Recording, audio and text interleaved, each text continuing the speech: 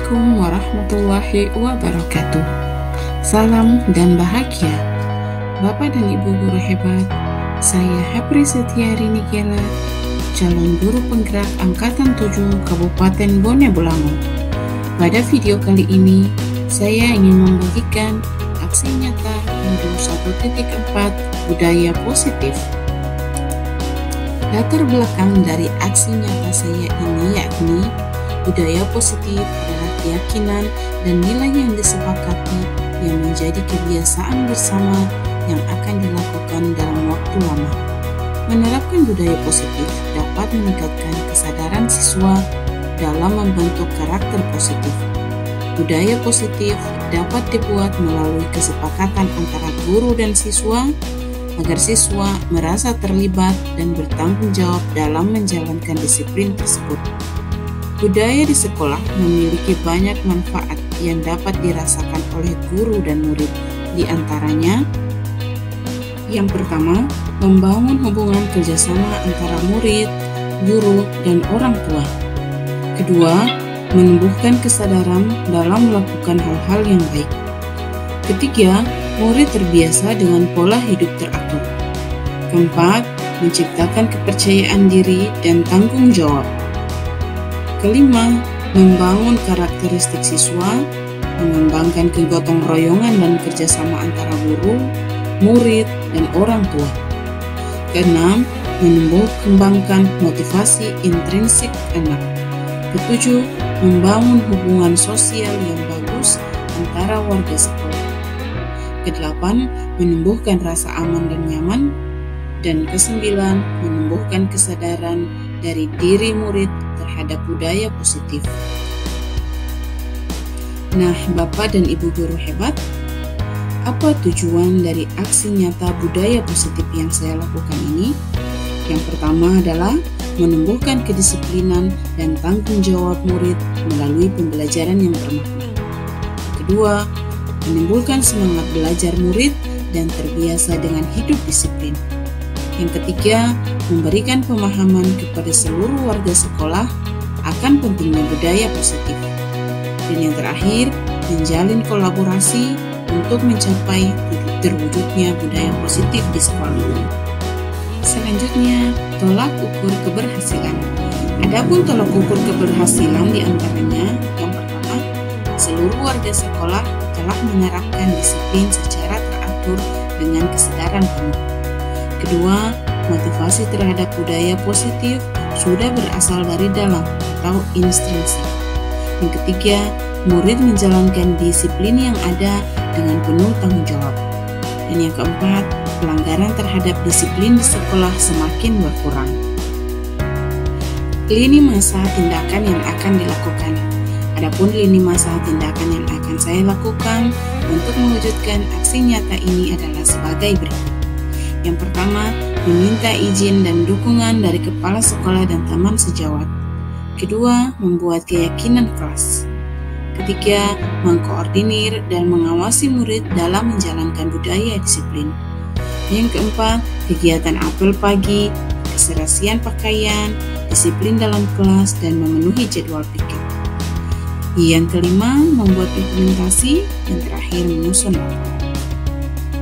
Dalam upaya kelancaran pelaksanaan rancangan tindakan untuk aksi nyata ini, tentu saja membutuhkan banyak dukungan. Adapun dukungan yang penulis perlukan yaitu dukungan dan izin kepala sekolah, rekan sejawat, keterlibatan siswa, dan juga dukungan dari orang tua siswa dan komite sekolah. Aksi nyata yang telah saya lakukan yang pertama adalah membuat keyakinan kelas. Keyakinan kelas ini dilaksanakan pada setiap kelas yakni kelas 7, kelas 8, dan kelas 9. Siswa menuliskan keyakinan mereka masing-masing pada notes dan kemudian menempelkannya ke papan tulis. Saya mengumpulkan ke semua keyakinan kelas ini dan kemudian mempresentasikannya di hadapan mereka. Keyakinan kelas inilah yang kemudian akan mereka laksanakan, mereka patuhi pada setiap pembelajaran.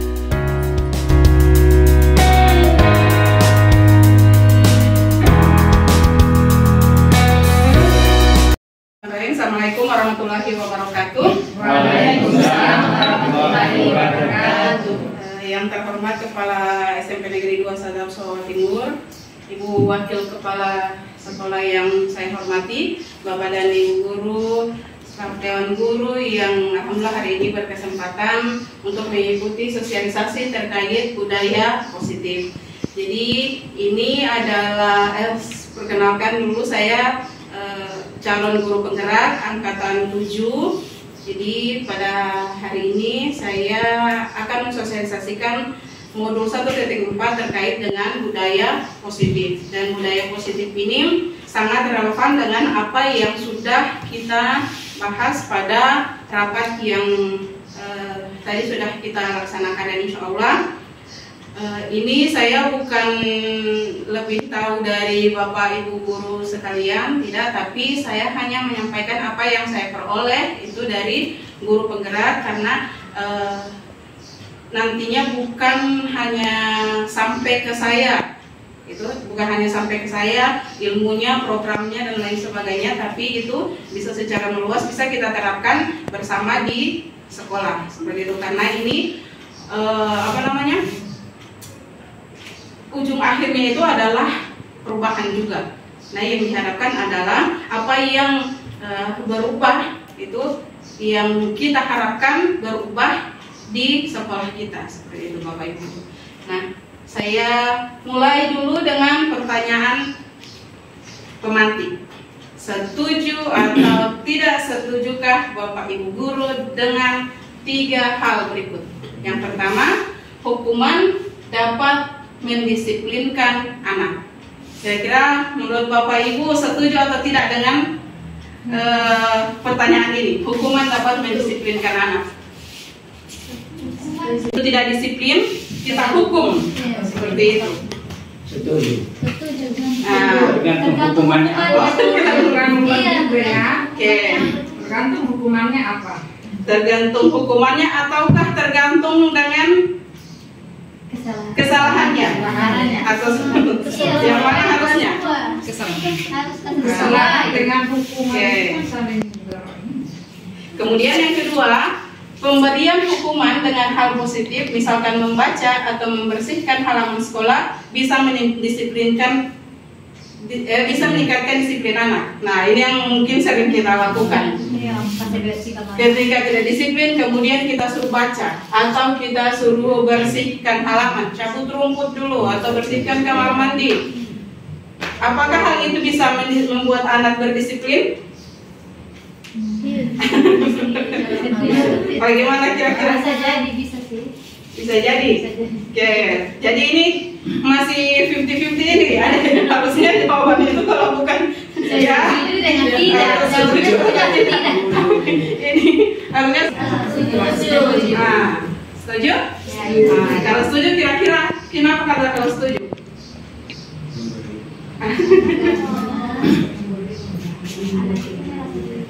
Anak merasa dihargai. Oke, kemudian ada lagi yang lain. Apakah selamanya dengan kita memberi penghargaan kepada anak, motivasi belajar anak itu bisa meningkat? Nah, jadi apakah yang selama ini kita lakukan ini, apakah dia itu hukuman yang kita berikan, ataukah itu hanya sebuah konsekuensi? Dan apakah ada yang lebih baik daripada hukuman? Dari pertanyaan tadi, ini adalah perubahan paradigma terkait dengan ilusi kontrol. Dan ini adalah berdasarkan hasil penelitian. Hasil penelitian itu mengatakan bahwa ilusi guru mengontrol murid. Kita pasti berpikir baik untuk siswa. Jadi siswa itu harus equal kalau saya kenal. Kan? Seperti itu kan kita selama ini kan? Nah, tapi sebenarnya itu adalah ilusi kita saja. Itu hanya ilusi kita. Sebenarnya kita tidak bisa mengontrol murid. Mereka yang mengontrol diri mereka sendiri. Berdasarkan apa? Berdasarkan arahan dari kita. Tapi kalau kita mau mengontrol, anak ini pokoknya harus menjadi begini. Anak ini dia harus ikut apa kata saya. Sebenarnya tidak seperti itu. Dan ini juga, mohon maaf, ini juga baru saya dapatkan ya Bapak Ibu. Jadi ini tidak hanya sampai ke saya, tapi sampai kepada Bapak Ibu Guru juga. Kemudian yang kedua, ilusi bahwa kritik membuat orang merasa bersalah itu dapat menguatkan karakter. Dan dampak positif kepada anak bukan menguatkan karakter mereka, tapi justru membuat mereka jadi semakin down atau turun seperti itu. Bisa jadi kritik yang kita berikan itu menurut kita biasa saja, tapi sebenarnya kita tidak tahu bahwa pada posisi kita memberikan itu, kondisi emosional anak itu sedang tidak baik-baik saja, ya kan? Mungkin dari rumah sudah dimarahi orang tua, kemudian sampai di sini kita kritik. Nah, itu bukan justru makin menguatkan karakter mereka, bukan membuat karakter mereka menjadi lebih baik, tapi justru itu membuat lebih menurun. Kemudian ilusi bahwa semua penguatan positif itu efektif dan bermanfaat. Tidak semua. Bisa jadi mereka bergantung. Di setiap kita mau pembelajaran, misalkan ibu akan memberikan reward begini ya, kalau misalkan siapa yang bisa menjawab begitu. Kalau seperti itu terus, maka mereka akan suatu ketika kita memberikan pembelajaran, ibu kami mau dapat apa? Kan? Jadi seperti itu. Nah, itu ilusi bahwa tidak semua penguatan positif itu efektif dan bermanfaat. Yang pertanyaan nomor 3 tadi kan? Pertanyaan nomor 3 tadi. Dan yang terakhir adalah ilusi bahwa orang dewasa memiliki hak untuk memaksa. Anak juga sebenarnya itu dia memiliki haknya. Dan mereka saat ini sedang memenuhi kebebasan mereka. Sedang memenuhi kebutuhan mereka. Anak-anak itu kan mungkin dia kebutuhan mereka itu adalah cinta dan kasih sayang yang mungkin tidak dapat dari orang tua di rumah. Itu mereka cari di sini dengan berbagai macam tingkah laku yang mereka lakukan. Tidak mendapatkan perhatian dari rumah dan lain sebagainya, atau tidak mendapatkan kebebasan dari rumah. Bisa saja kan ada anak yang ketika pulang ke rumah, ada kayaknya mereka belum langsung pulang karena ketika tahu mereka sampai di rumah itu mereka ada serentetan pekerjaan yang harus mereka lakukan seperti itu. Jadi ini terakhir adalah tidak semua orang dewasa memiliki hak untuk memaksa, tapi mereka juga memiliki kebebasan, kebutuhan apa yang ingin mereka capai seperti itu. Nah, siapa sesungguhnya yang memiliki kontrol? Nah, kalau di stimulus respon, kita ingin mencoba bahwa orang berpandangan sama dengan kita. Tapi sebenarnya kalau teori kontrol itu kita berusaha untuk memahami pandangan orang lain tentang dunia. Hal ini adalah mungkin anak didik kita, karena kita langsung bersentuhan dengan mereka. Respon yang kedua atau stimulus respon yang kedua, perilaku buruk dilihat sebagai suatu kesalahan. Nah, teori kontrolnya itu sebenarnya semua perilaku itu dia memiliki tujuan. Nah, perilaku, benar apa yang dikatakan oleh Bapak Kepala Sekolah tadi bahwa kita jangan dulu langsung berprasangka, karena bisa jadi perilaku buruk yang dilakukan itu ada tujuannya mereka. Ada mungkin kebutuhan mereka yang tidak terpenuhi. Nah, kemudian orang lain bisa mengontrol saya, tapi sebenarnya yang bisa mengontrol saya itu adalah diri saya sendiri. Jadi kita sebagai guru, kita tidak bisa mengontrol sesuai dengan apa yang kita inginkan kepada anak. Nah, saya bisa mengontrol orang lain, sama sekali tidak. Kita tidak bisa mengontrol orang lain. Kita tidak bisa memaksakan kehendak kita harus sama seperti orang lain, harus sama sesuai dengan kehendak kita. Dan yang selanjutnya adalah pemaksaan ada pada saat bujukan gagal. Nah, ini yang paling sering. Ketika sudah kita sudah melakukan yang menurut kita sudah melakukan berbagai macam cara, sudah diperhalu, namanya pemaksaan. Kan? Sebenarnya teori kontrolnya adalah, atau pilihan yang harus kita lakukan adalah mengkolaborasi dan mengkonsensus serta menciptakan pilihan-pilihan baru. Seandainya kamu melakukan ini, nah, diberikan pilihan apa yang akan kamu lakukan. Tidak nanti harus dengan melakukan pemaksaan. Dalam hal ini pemaksaannya adalah bentuk hukuman. Kemudian model yang terakhir adalah model berpikir menang atau kalah. Dalam ini juga konsepnya juga baru saya terima. Kalau misalkan ketika kita mengatasi masalah anak-anak itu jangan berpikir akan ada dua pihak yang pasti salah satu pihak itu akan merasa dirugikan. Padahal menurutnya itu dia tidak seperti itu. Nah, ini bagaimana kita bisa mengubah model berpikir jadi win-win atau menang-menang tanpa harus misalkan kita memberikan hukuman. Selanjutnya, ini terkait dengan disiplin positif yang tadi ini sudah dijelaskan. Setiap perilaku memiliki tujuan intrinsik dan ekstrinsik. Kalau motivasi ekstrinsik itu berarti motivasi dari luar.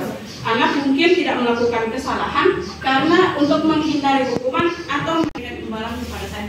Saya akan dapat ini kalau misalkan saya mematuhi aturan seperti itu. Atau saya takut melanggar aturan karena saya akan menghindari hukuman. Karena saya akan mendapatkan hukuman. Nah, kalau motivasi intrinsik berasal dari dalam, di mana mereka bisa menghargai diri sendiri berdasarkan nilai-nilai kebajikan universal. Ada 5 posisi kontrol dan segitiga restitusi serta 5 kebutuhan dasar yang akan kemudian saya jelaskan. Nah, ini terkait disiplin. Dari bahasa Latin, disiplin artinya belajar. Kalau dari asal katanya berkonotasi dengan disiplin diri dan murid-murid, berdasarkan ini Socrates dan Platus. Ini adalah makna disiplin yang disampaikan oleh beberapa ahli, dan disiplin juga membuat orang menggali potensi menuju sebuah tujuan apa yang dia hargai. Tapi kalau dalam budaya kita, disiplin itu adalah berubah menjadi sesuatu yang dilakukan seseorang pada orang lain untuk mendapatkan kepatuhan. Kecenderungan umum adalah menghubungkan kata disiplin dengan ketidaknyamanan, bukan dengan apa yang kita hargai atau pencapaian suatu tujuan yang mulia. Tadi yang di tabel tadi terkait dengan nilai-nilai kebijakan universal. Sebenarnya ada banyak nilai-nilai kebijakan, hanya di sini yang dimuat adalah nilai-nilai kebijakan berdasarkan kebajikan profil pelajar Pancasila. Profil pelajar Pancasila yang sedang digalakkan sekarang oleh Mas Menteri Nadiem Makarim. Jadi ini terkait dengan beriman bertakwa kepada Tuhan Yang Maha Esa, mandiri, bernalar kritis, berkebinekaan global, bergotong royong, dan kreatif. Nah, sebenarnya profil pelajar Pancasila ini harusnya sudah terintegrasi ke dalam pembelajaran. Terintegrasi ke dalam nilai kebajikan. Ini sifat positif manusia yang merupakan tujuan mulia yang ingin dicapai oleh setiap individu. Nilai tersebut bersifat universal, artinya bersifat umum dan lintas bahasa, suku bangsa, agama maupun latar belakang. Jadi sebagian besar suku bangsa agamanya itu tidak beraneka ragam, tetapi masih seragam seperti itu. Setiap perilaku memiliki suatu tujuan. Itu menurut Dr. William Glasser. Dengan mengaitkan nilai-nilai kebajikan yang diyakini seseorang, maka motivasi intrinsiknya akan terbangun sehingga menggerakkan motivasi dari dalam, artinya motivasi intrinsik untuk mencapai tujuan mulia yang diinginkan. Motivasi perilaku pada manusia. Motivasi eksternal eksternal dengan internal atau ekstrinsik dengan intrinsik, sama mungkin bahasa sama mungkin ya DP istilahnya. Motivasi eksternal untuk menghindari ketidaknyamanan atau hukuman. Yang tadi, apa yang akan terjadi kalau saya melakukannya?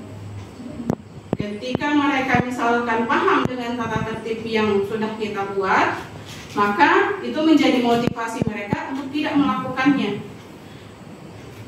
Atau misalkan untuk mendapatkan imbalan dari orang lain atau institusi. Kalau saya, apa yang saya bisa dapat?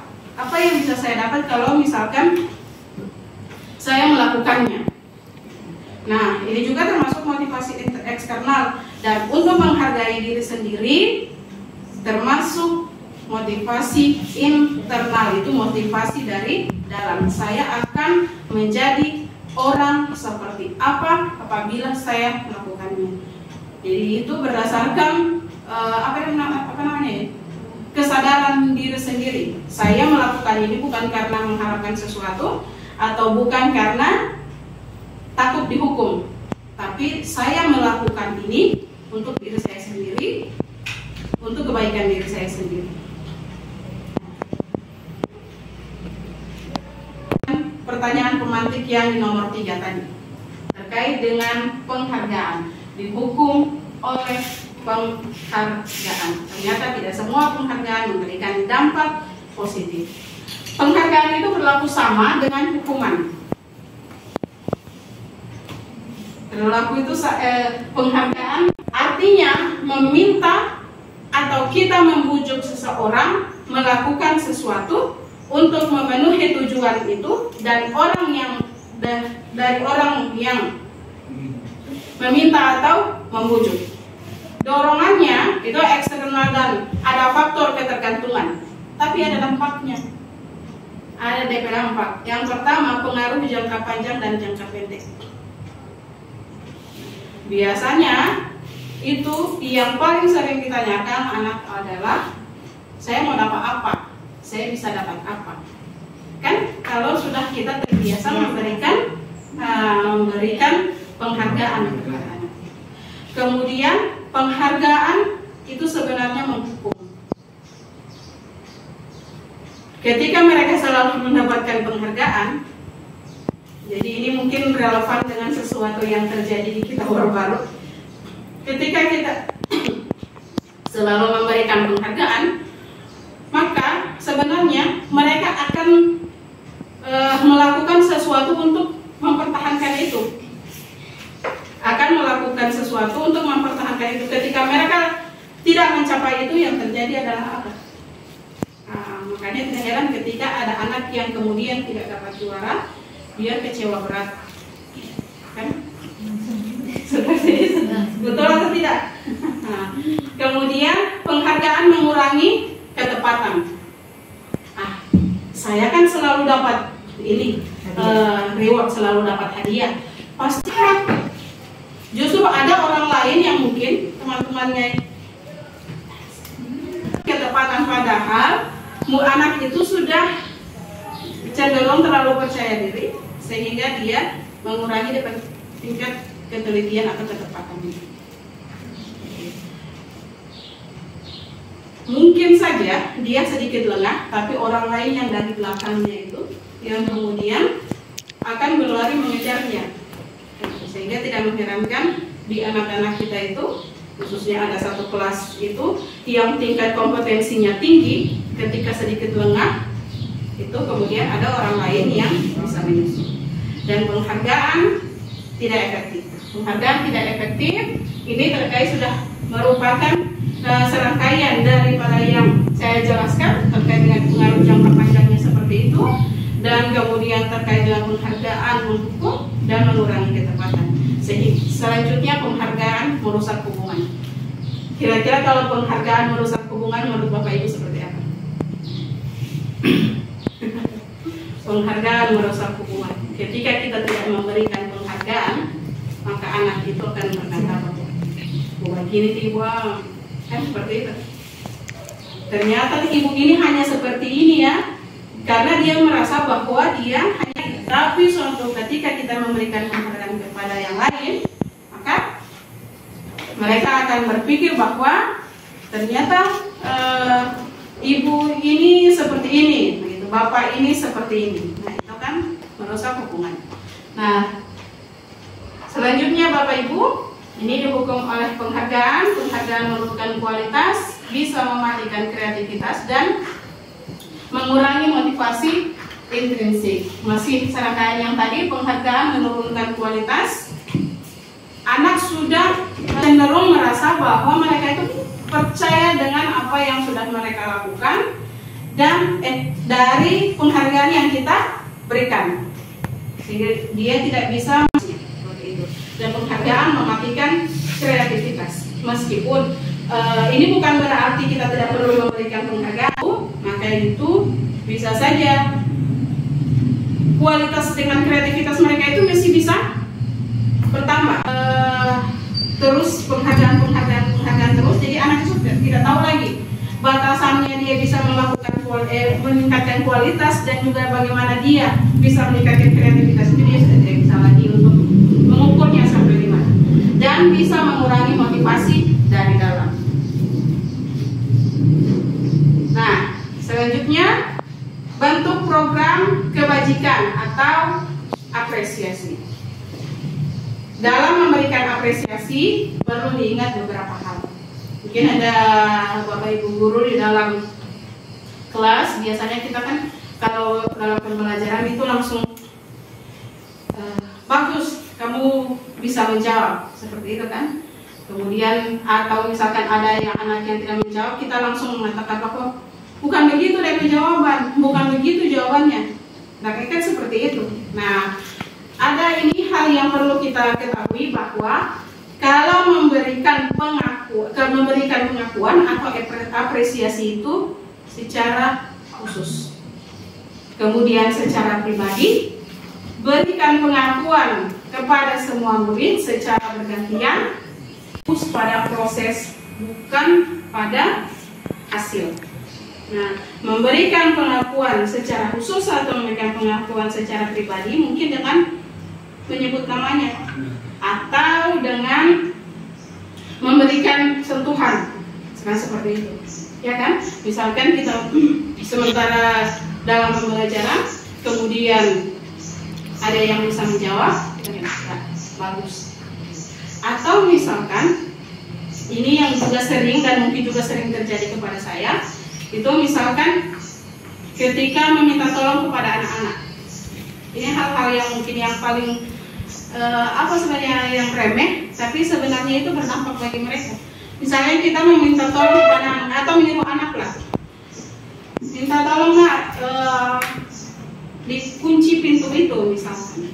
Kemudian setelah dia berusaha melakukannya, kita akan berlalu begitu saja tanpa ada meskipun hanya sedikit misalkan terima kasih atau kata-kata yang ada. Kalau misalnya kita segera sapu itu kelas, dalam ruang kelas segera disapu, atau misalkan kata-kata yang lain begitu. Nah, jadi mungkin dengan berterima kasih, kita berterima kasih, anak itu akan merasa dihargai, akan merasa diakui atau akan merasa diapresiasi. Dan berikan juga kepada semua murid, bukan hanya murid-murid tertentu yang kita lihat, yang hanya kita lihat, oh anak ini rajin, oh terima kasih. Nah, tapi kalau ada anak yang kita rasa kurang rajin, begitu ya kita berlalu begitu saja. Dan itu juga kita lakukan secara konsisten dan fokus pada hasilnya. Terkait dengan hukum dan konsekuensi. Nah, Bapak Ibu, ada 1, 2, 3, 4, 5, 7. Menurut Ibu, Bapak Ibu, apakah ini terkait hukuman ataukah konsekuensi? Tapi sebelumnya, kalau hukuman itu menurut Bapak Ibu yang bagaimana? Hukuman itu?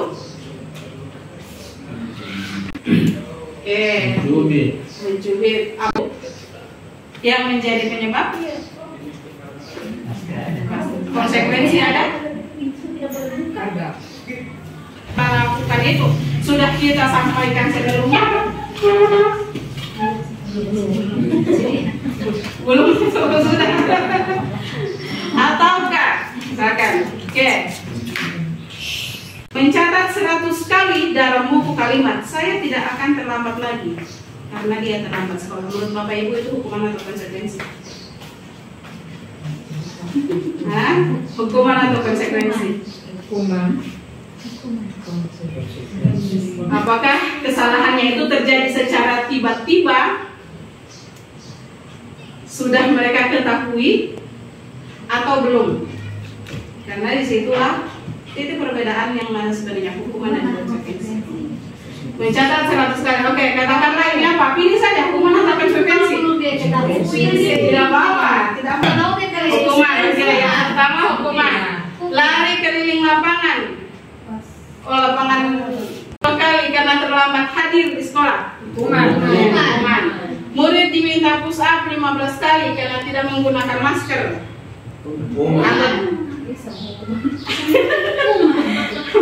Semua hukuman, oke. Mengganti kertas tugas teman yang telah dicoret-coret. Hukuman, konsekuensi. Membersihkan tumpahan air di meja karena tersenggol pada saat belajar. Konsekuensi. Murid disuruh mengenakan sepatu seharian di sekolah karena tidak mengenakan sepatu hitam. Taruhlah kita di sini aturannya pakai sepatu hitam, tapi dia tidak mau. Hukuman,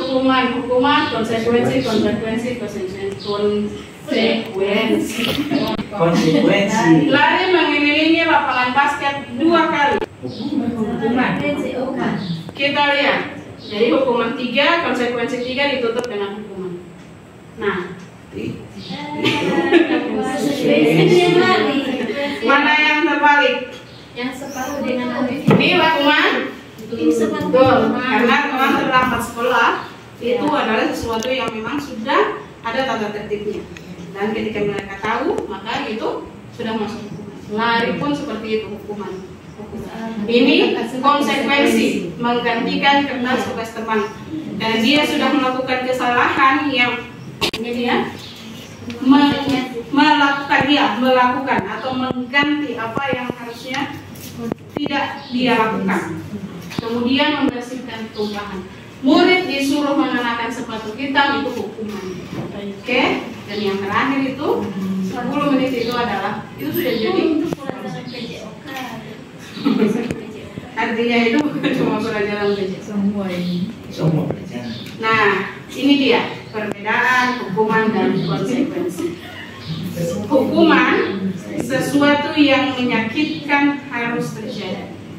Jadi kan, kalau konsekuensi sesuatu harus terjadi. Dia terjadi. Hukuman membuat anak sakit, baik fisik maupun hati untuk jangka waktu yang lama. Bisa jadi kalau 5 kali keliling lapangan, bahasa dia ingat itu sampai kapan. Saya ingat waktu SMP, saya disuruh lari oleh guru PJOK karena terlambat sampai saya bahasa. Nah, kan membuat anak sakit hati. Tapi kalau konsekuensi, dia merasa tidak nyaman, tapi hanya saat itu juga. Dia tahu bahwa saya melakukan kesalahan. Jadi ini harus konsekuensi yang saya lakukan. Memang dia tidak nyaman, disuruh ganti itu kertas temannya itu mungkin dia tidak nyaman. Tapi hanya dalam waktu jangka pendek. Anak membenci kedisiplinan. Kalau misalkan kita selalu menghukum, bahkan bisa jadi anak jadi kebal. Mereka tahu kalau saya melakukan ini, paling hukumannya hanya lari keliling lapangan 2 kali, saya sudah biasa. Dia akan melakukan kembali. Kemudian kalau konsekuensi, dia akan menghargai kedisiplinan itu. Hukuman bersifat paksaan, harus. Tapi kalau konsekuensi, anak menyakiti diri sendiri kalau hukuman. Sedangkan kalau konsekuensi mendorong anak agar mudah menyesuaikan diri. Hukuman merupakan konsep diri yang buruk, tapi kalau konsekuensi itu adalah konsep diri yang baik. Hukuman anak belajar untuk menyembunyikan kesalahan. Dia akan menyembunyikan bagaimanapun caranya kesalahannya itu akan dia sembunyikan, bahkan bisa jadi dengan melimpahkan kepadanya sendiri. Tapi kalau konsekuensi, anak itu belajar untuk mematuhi peraturan. Hukuman, anak akan merasa marah, rasa bersalah, dipermalukan, dan merasa tidak dihargai. Sedangkan kalau konsekuensi, anak mungkin kehilangan haknya, dibuat tidak nyaman, dan diasingkan untuk sementara. Tapi kemudian yang kita harapkan anak itu bisa kembali ke lingkungannya dengan sesuatu yang lebih baik. Karena konsekuensi konsekuensi dari apa yang sudah dilakukan adalah berasal dari dalam diri. Motivasinya adalah berasal dari internal. Yang dari kedua ini, hukuman dan konsekuensi, ada yang bisa kita lakukan yang mungkin bisa lebih baik dari kedua ini, hukuman dan konsekuensi. Apa itu? Ada yang namanya restitusi. Sudah pernah mendengar mungkin istilah restitusi? Siapa tahu ada istilah di dalam IPS, mungkin ada di matematika atau di bahasa Indonesia yang menggunakan istilah restitusi ini. Kalau di IPA tidak ada ini istilah restitusi, tidak ada ya. Jadi ini mungkin adalah kata yang baru bagi kita yang namanya restitusi, yaitu proses menciptakan kondisi bagi murid untuk memperbaiki kesalahan mereka, menimbulkan kesadaran bahwa mereka salah. Jadi memberikan kesempatan bagaimana mereka memperbaiki kesalahannya. Mereka bisa kembali pada kelompok mereka dengan karakter yang lebih kuat.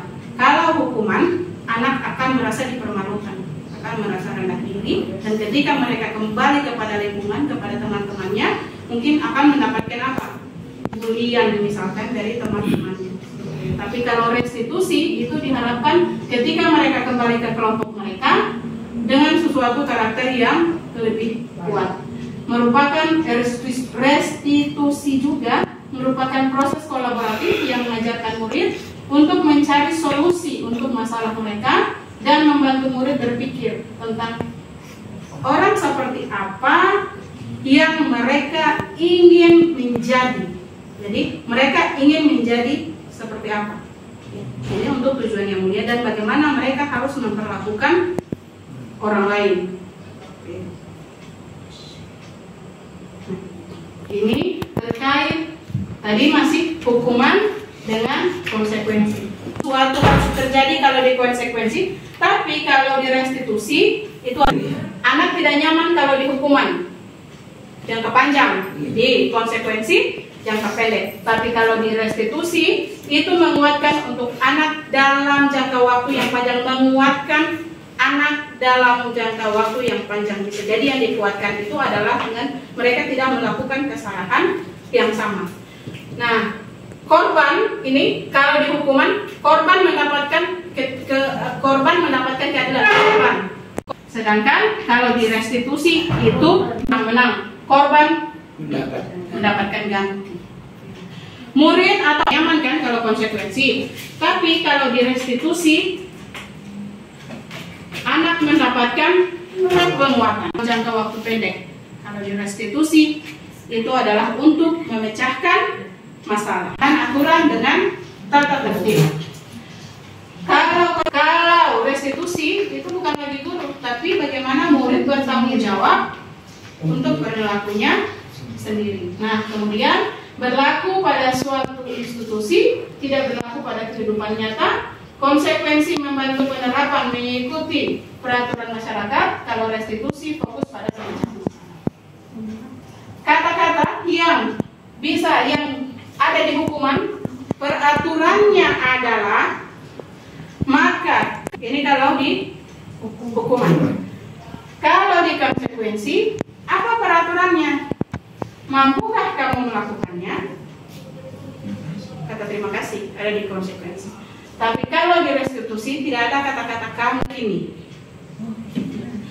Apa yang kamu lakukan untuk memperbaiki kesalahan kamu? Iya.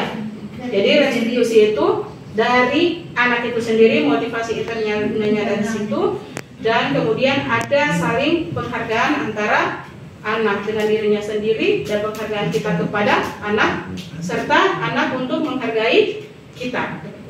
Dan identitas gagal dari hukuman adalah murid membenci peraturan dirinya sekaligus menghargai orang lain, seperti itu. Kalau di restitusi, ini ya ciri-ciri restitusi.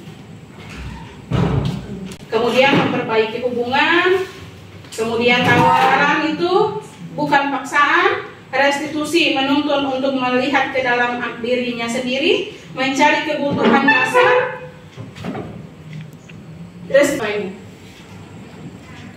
Bapak Ibu yang saya hormati, nah sekarang kita melanjutkan ke keyakinan kelas. Eksplorasi. Kenapa tidak peraturan saja? Kenapa harus keyakinan kelas?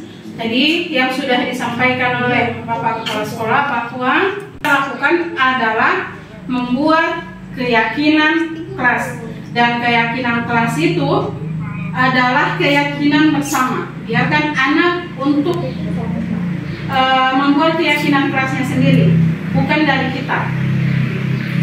Kenapa bukan peraturan tapi harus keyakinan kelas?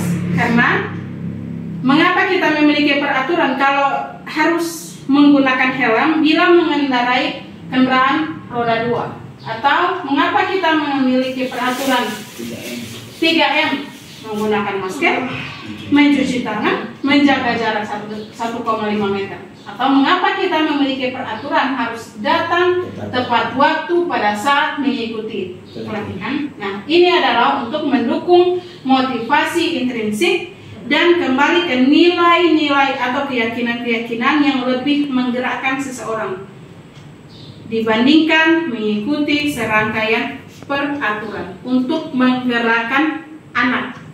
Kalau peraturan itu berarti sudah kita tetapkan.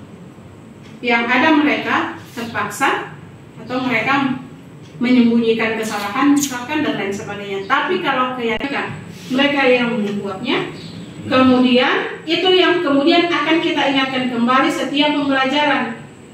Misalkan sesuai dengan keyakinan kelas, sudah mengetahui ini keyakinan kelas kita, dan apabila kalian tidak melaksanakan keyakinan kelas, kalian sudah tahu apa yang harus kamu lakukan, apa yang akan kamu kita harapkan, bukan peraturan. Kalau peraturan maka anak mungkin terpaksa untuk melakukan itu, tapi kalau keyakinan tidak seperti itu. Ya.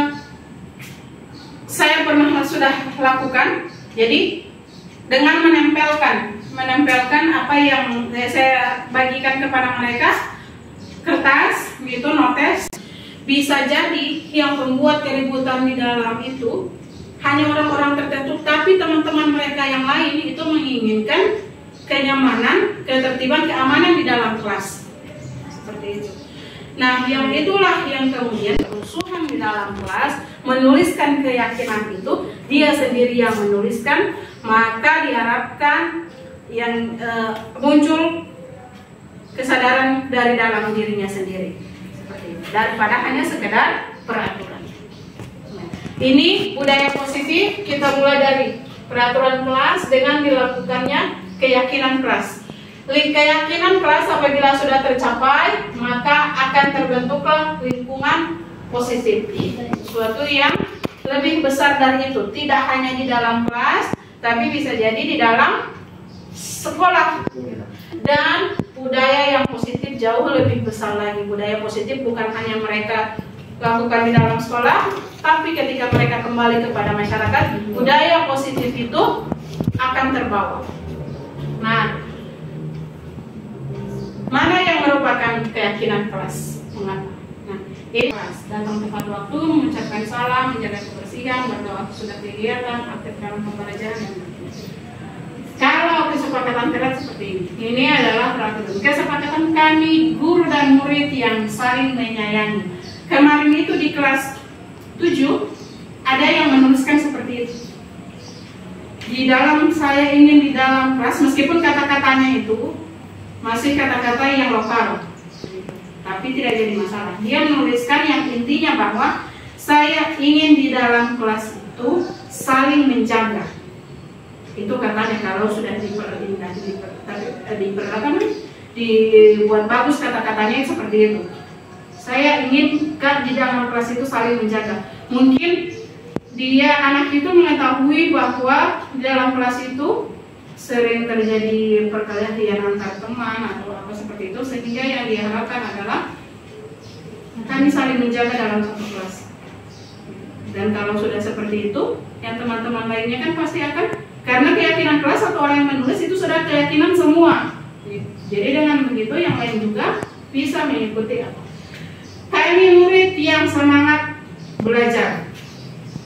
dan kami murid yang peduli dengan teman-teman. Atau ada kata-kata yang lain, kami ingin di dalam pembelajaran itu semua mematuhi aturan. Nah, itu kan bukan dari kita loh, bukan dari kita guru, tapi dari mereka sendiri. Saya ingin semua siswa itu, kami sudah berada di dalam kelas minimal. Pembelajaran berikutnya, ingatkan kembali kalau perlu apa yang sudah mereka tuliskan itu kita bawa kembali, kemudian kita tempel lagi di dalam kelas. Kalau seandainya itu kelas bukan punya kita, kan biasanya kita ganti-ganti kelas. Kalau dicetak itu keyakinan kelas, jadi setiap masuk kelas tinggal itu yang dibuka lagi, baru diingatkan ini keyakinan kelas kita. Siapa yang tidak ingin mengikuti keyakinan kelas ini, silahkan untuk seperti ini. Nah, Bapak Ibu, ada kebutuhan ini yang saya katakan tadi. Bisa jadi anak itu melakukan berbagai macam perilaku karena kasih sayang dan rasa diterima. Bisa jadi karena penguasaan, karena kebebasan itu, sehingga dia mencarinya di sekolah dengan melakukan berbagai macam perilaku agar kita menimbulkan rasa perhatian, rasa sayang, simpati, dan lain sebagainya. Atau penguasaan. Saya rasa ini kalau penguasaan ini paling banyak di anak-anak, ya kan? Kalau penguasaan anak yang sudah lebih besar gitu, anak yang sudah lebih besar dalam segala hal, misalnya usianya mungkin sudah lebih tua, dia akan merasa berkuasa terhadap yang lain. Keperluan untuk kebebasan, dia tidak bisa mendapatkan kebebasan, sehingga disinilah dia tempat untuk mencari kebebasan dan kesenangan, termasuk misalkan mungkin itu main gadget di dalam kelas itu adalah pemenuhan kesenangan bagi mereka. Seperti itu, maka mereka melakukan hal yang harusnya tidak dilakukan di dalam kelas. Tenang, Bapak Ibu yang saya hormati, ada 5 posisi kontrol.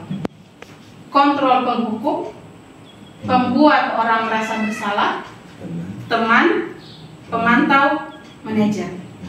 Kita lihat bagaimana posisi kontrol ini. Saya kecewa sekali dengan kamu, pembuat orang merasa bersalah. Kamu tidak pernah benar melakukannya.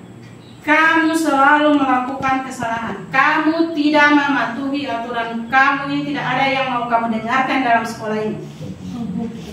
Penghukum. Ayolah, lakukan demi ibu bapak. Kamu tidak mau balik kamar sama Tibu. Tibu ini suruh melakukan apa yang Tibu yang kamu mau ini, ibu sok ikuti kamar. Nah, itu berarti posisinya teman. Kalau pemantau, apakah kamu mau mendapatkan stiker bintang hari ini, atau kamu mau mendapatkan nilai yang bagus? Nah, itu pemantau. Bisa menyelesaikan. Saya tanyakan kepada Bapak Ibu guru, ada di posisi manakah kita? Ada di posisi manakah kita? Saya ketika mendapati pertanyaan seperti ini, yang saya pilih adalah posisi di penghukum dan pembuat orang merasa bersalah. Karena memang seperti itu yang sering yang saya rasakan terjadi kepada saya. Nah, sekarang kira-kira kita ada di posisi mana? Dan dari kelima posisi ini penghukum sudah dibuatkan. Dari kelima posisi ini, kira-kira manakah posisi yang terbaik, yang bisa menimbulkan solusi, yang bisa win-win tadi, anak merasa dihargai dan kita juga bisa mendapatkan apa yang kita harapkan daripada daripada 5 posisi kontrol ini. Kalau Ibu Dian, kira-kira Ibu Dian di mana?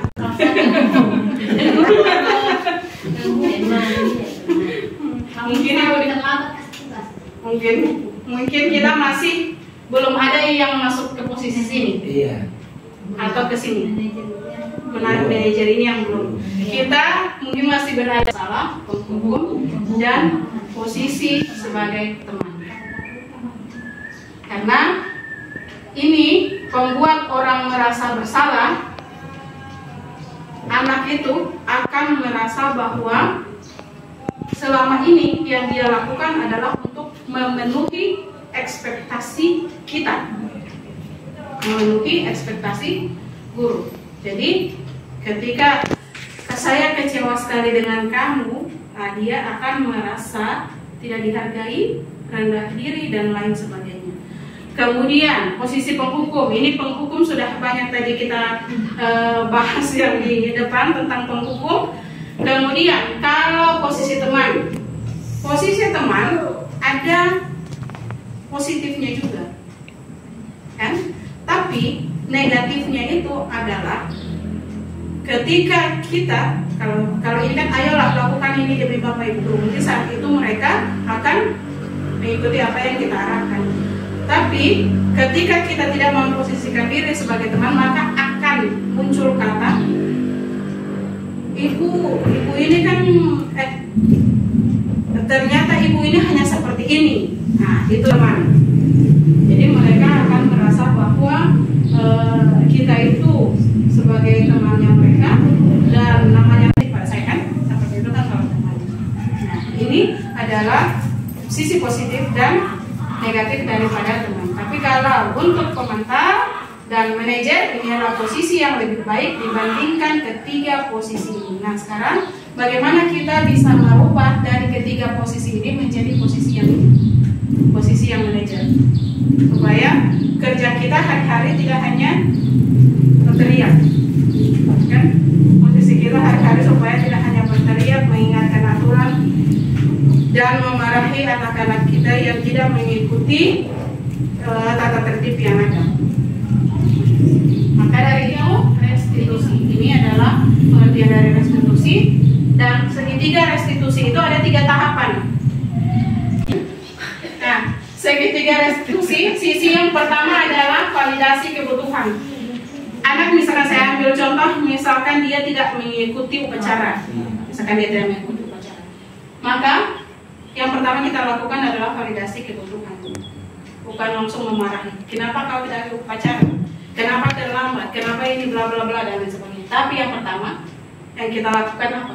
Kamu tentu punya alasan mengapa melakukan itu. Bisa?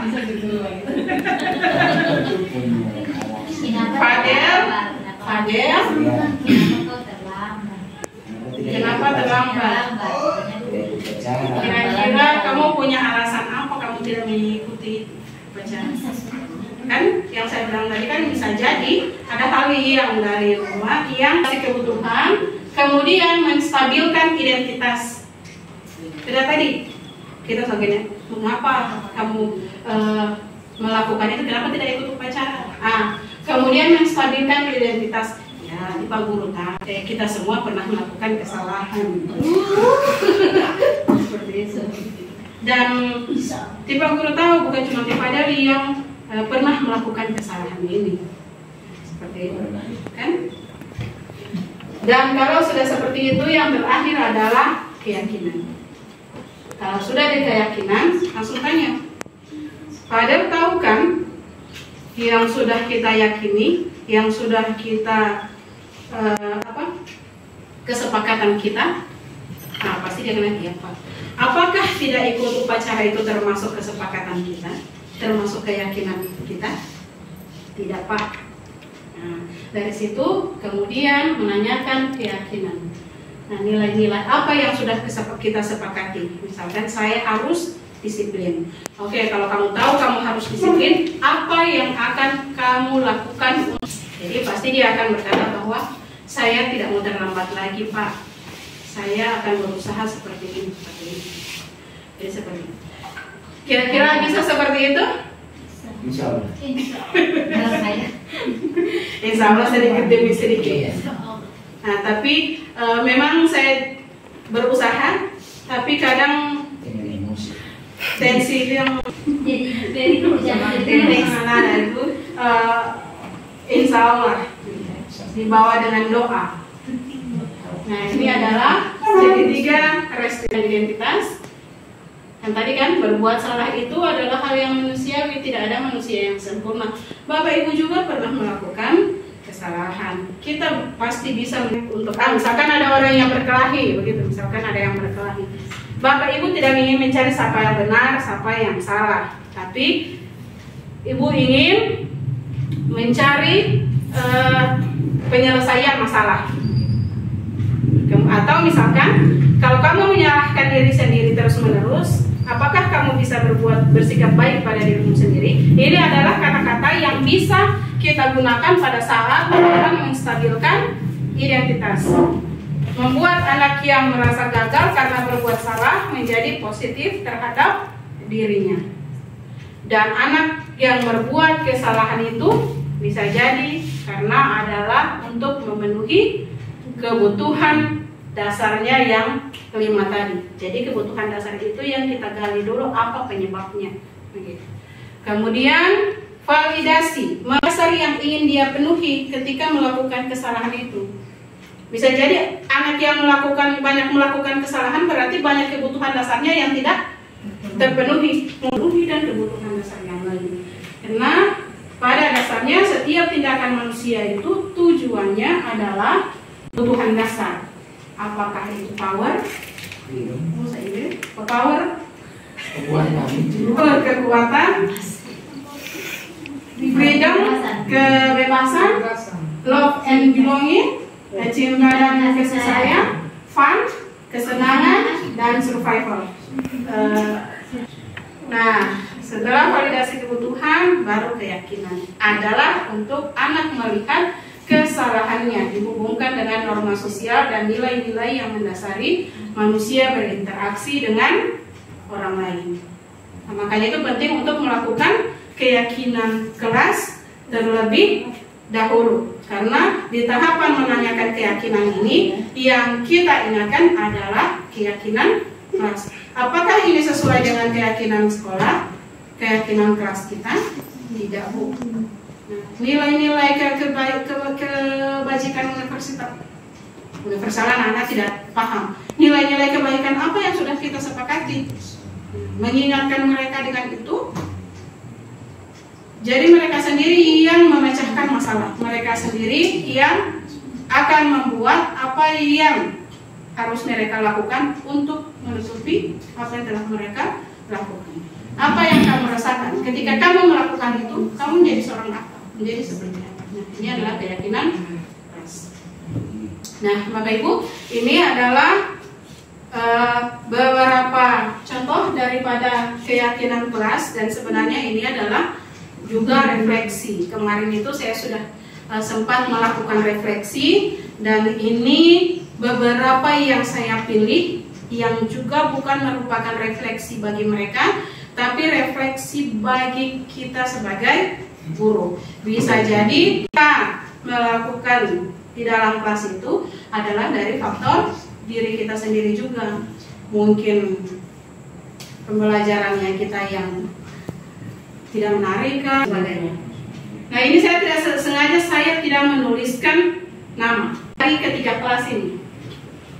Mohon maaf ini Bapak Ibu. Saya ingin setiap guru memberikan tugas satu-satu agar kami bisa memahami dan bisa mengantarkan tugas dengan tepat. Jadi kan di sini kita mengetahui bahwa mungkin anak itu tidak paham, jadi mereka tidak mengerjakannya. Karena ini kan kami bisa memahami. Mungkin saja mereka tidak paham sehingga mereka tidak bisa mengerjakan. Nah, kalau ini adalah refleksi bagi dirinya sendiri, dan ini refleksi bagi guru. Artinya apa yang mereka harapkan gitu dari pembelajaran. Kalau ini di tahun kemarin saya kurang mendengarkan guru ketika mengajar, tahun ini saya ingin merubah sifat dan ingin belajar lebih giat. Di tahun ini saya ingin guru tidak selalu memarahi siswa. Ini adalah refleksi juga bagi kita. Mungkin selama ini kita terlalu cerewet. Itu memberi semangat untuk belajar. Jadi selama ini mungkin anak-anak kita ini belum termotivasi untuk belajar. Kan bisa jadi juga dalam satu hari itu kan sampai 8 jam gantian terus gurunya. Guru yang satu belum selesai kasih tugas, sudah akan kamar lagi, guru IPA sudah kasih tugas. Jadi biar bagaimana kan beruntun yang harus mereka kerjakan. Pertama, tadi ada tugas apa dari Ibu, kami harus seperti ini, belum bahas. Oke, selesai. Jadi saya guru IPA mungkin sadar, oh berarti saya belum bisa kasih tugas ini karena ada masih beban yang mereka harus lakukan. Memberi semangat untuk belajar, mungkin harus apa dulu ya? Tepuk semangat. Yang ice breaking. Nah, apalagi jam-jam yang terakhir matematika dengan IPA. Oke, saya ingin ini mungkin ada yang tahu sama punya tulisan ini. Saya ingin guru mengasih tugas satu-satu. Supaya kita bisa mengerti tugasnya, satu-satu, jangan sekaligus, supaya kita bisa mengerti tugasnya. Cuma karena tak tumpuk, jadi belumnya jaga tunda. Nah, itu juga salah satu faktor. Saya guru tidak ajar ceramah lagi.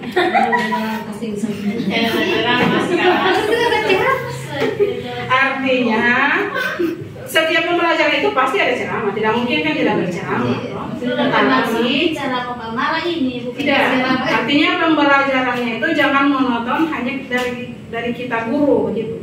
Jadi anak itu kadang kalau misalkan ibu mau bentuk diskusi, ibu mau bentuk kelompok, karena kan mereka senang kalau seperti itu. Jadi karena mereka bisa mengerjakan tugas bersama, bukan hanya mendengar guru menjelaskan terus-terus. Sejujurnya capek juga kalau misalkan selama 3 jam pelajaran kemudian kita harus berceramah terus kan. Saya ingin setiap belajar ketika diberi tugas tidak ditambah-tambah kalau siswa tidak kesusahan. Saya tidak tahu apakah dia ini cuma yang ini, yang dari kesemua ini, yang saya sangat yakini berasal dari dalam hatinya. Kalau yang bukan mengabaikan yang lain, tapi ini saya yakin orangnya jujur. Dan kalau Bapak Ibu tahu sama punya tulisan ini, anak ini tidak selalu ditegur. Anak ini tidak selalu ditegur. Dan pada pelajaran saya dia juga cukup untuk bisa mengejar. Saya ingin ketika ada jam kosong, ada guru yang berniat untuk masuk kelas, memberi apresiasi, untuk mengajak bermain agar siswa tidak bosan dan tidak berisik di kelas. Nah mungkin ini kalau ada jam kosong. Iya.